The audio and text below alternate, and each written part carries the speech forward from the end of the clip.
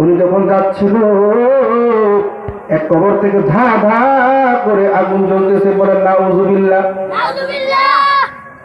এই পয়গম্বর নজর করে দেখতেছেন এই কবর থেকে অনেক জাহান্নামের আযাব হচ্ছে। এই কবরওয়ালা ভালো হালতে নাই, এই কবরওয়ালা কবরের মধ্যে জাহান্নামের আগুন হইতেছে, নাউজুবিল্লাহ।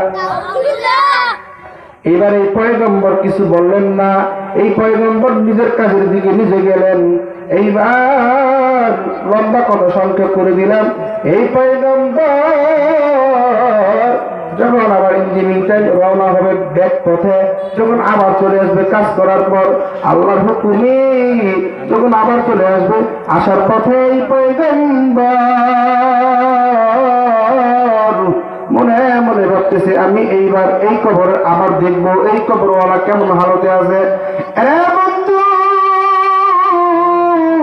কোনো দিকে তাকাইবেন না গো, কোনো দিকে তাকাইবেন না, একটা বুড়া চোখের পানি দেখেন পড়েনি।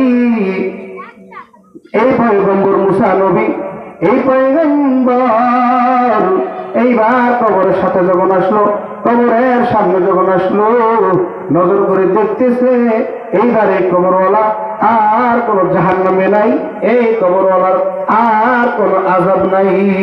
সুবহানাল্লাহ, আরো জোরে বলেন সুবহানাল্লাহ। এই পয়গম্বর ডাকতে বলে মালিক, একটু আগে যে কবরে আযাব হইতেছিল এখন কেন ওই কবরে আযাব নাই? মালিক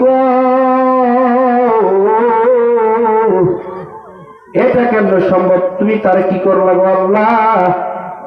এইবার এই মুসা নবীর কারণে, এই মুসা নবীর কথা শুনি আমার রব্বে কারীম যুল জালালি ওয়াল ইকরাম, আমার আল্লাহ ডাক দিয়ে বলতেছে পয়গম্বর তুমি যেহেতু জিজ্ঞাসা করলা একটু আগে এই কবরে আযাব ছিল, এখন কেন আর আযাব নাই? কবরওয়ালা কেন জান্নাতে বিছানায় ঘুমায়?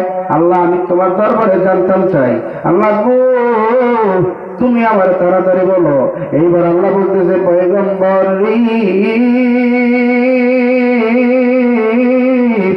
তাহলে তুমি শোনো কিভাবে এই কবরওয়ালা মাফ পেয়ে গেল, কিভাবে জান্নাতি হয়ে গেল, তাহলে তুমি শোনো। এইবার আল্লাহ বলতেছে পয়গম্বর এই কবরওয়ালা খারাপ লোক ছিল, মন্দ লোক ছিল, সে অনেক খারাপ কাজে লিপ্ত ছিল, কিন্তু এই কবরওয়ালা তার দুনিয়া আমার দুনিয়ায় দুনিয়ার জমির একটা সন্তান রেখে আসছে। এই সন্তান এতদিন কথা বলা শিখে নাই, ইদানিং কথা বলা শিখছি। এই সন্তানের মা তাকে মাদ্রাসায় ভর্তি করে দিছে, একটা মক্তবে ভর্তি করে দিছে, একটা আলেমের কাছে পাঠাই দিছে, একটা আলেমের ছাত্র বানাই দিছে। সুবহানাল্লাহ। ওই যে বলতেছিলাম আলেমের ছাত্র হলে কেমন লাভ, ওই বাবার দাম কেমন বাড়ি, আমি আর কিছুক্ষণের মধ্যে 2-3 মিনিটের মধ্যে শেষ করে দিচ্ছি, খুব খেয়াল করেন। এবার আল্লাহ ডাক দিয়ে বলতেছে পয়গম্বর এই কবরওয়ালা খারাপ লোক ছিল, কিন্তু এই কবরওয়ালা এমন একটা বাচ্চা দুনিয়ার জমিনে নিয়ে আসছে, দুনিয়ার জমিনে রেখে আইছে। এই কবরওয়ালার বিবি এই সন্তানটাকে মাদ্রাসায় ভর্তি করে দিছে, একটা হুজুরের কাছে পাঠাই দিছে, একটা আলেমের ছাত্র বানিয়ে দিছি, এবং এই ছাত্র এতদিন কথা বলা শিখে নাই, ইদানিং কথা বলা শিখছি। কথা বলা শিখার পর আলেমের কাছে সর্বপ্রথম একটা সবক শিখছে। সেই সবকটা কি? আমার এই মুসা নবী আল্লাহকে বলতেছে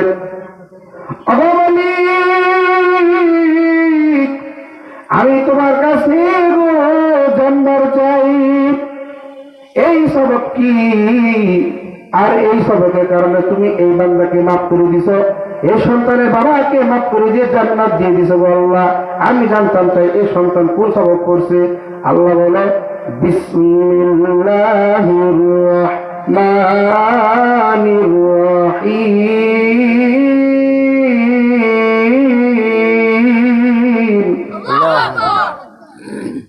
সর্বপ্রথম এই বান্দা বিসমিল্লাহির রহমানির রহিম সবক করছে কার কাছে? আলেমের কাছে। এই সবকটা আমি আল্লাহর কাছে এত পছন্দ হয়ে গেছে, এত আমি আল্লাহ রাজি হয়ে গেলাম, যার কারণে এই সন্তানের বিসমিল্লাহর বরকতে আমি তার বাবার কবরটা জান্নাতের বাগান বানিয়ে দিয়েছি। সুবহানাল্লাহ। তা আমরা নিয়োগ করতে পারি ইনশাআল্লাহ।